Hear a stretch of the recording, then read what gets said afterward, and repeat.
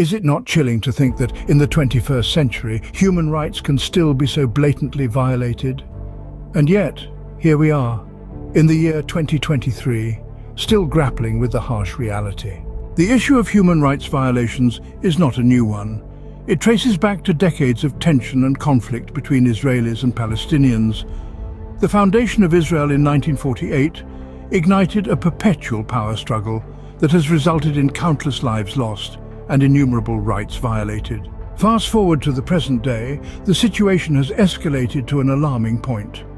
The Israeli defense minister's call for a complete siege of Gaza has drawn severe criticism. Such an act is seen as a form of collective punishment, a war crime. The director of Human Rights Watch in Israel and Palestine, Omar Shakir, has called these comments abhorrent. He accused Israel of using starvation as a weapon of war. Imagine the plight of the 2.2 million Palestinians living under Israel's prolonged closure in Gaza.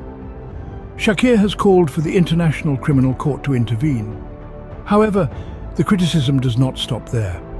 Shakir also condemned the Hamas attacks on Israeli communities, calling the deliberate targeting of civilians, indiscriminate attacks, and taking of civilians as hostages war crimes under international humanitarian law.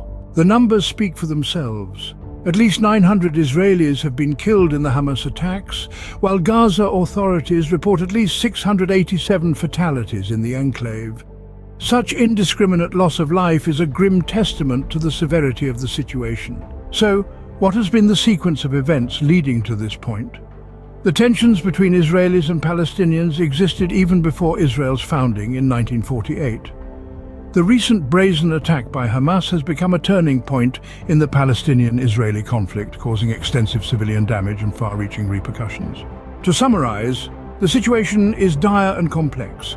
The Israeli defense minister's call for a complete siege of Gaza and the Hamas attacks on Israeli communities are both seen as war crimes. The need for intervention by the International Criminal Court has been stressed. The unlawful attacks and systematic repression are continuing as human rights and accountability are disregarded. This ongoing struggle for power, the blatant disregard for human rights, and the urgent need for intervention and accountability are the grim realities of the Israeli-Palestinian conflict.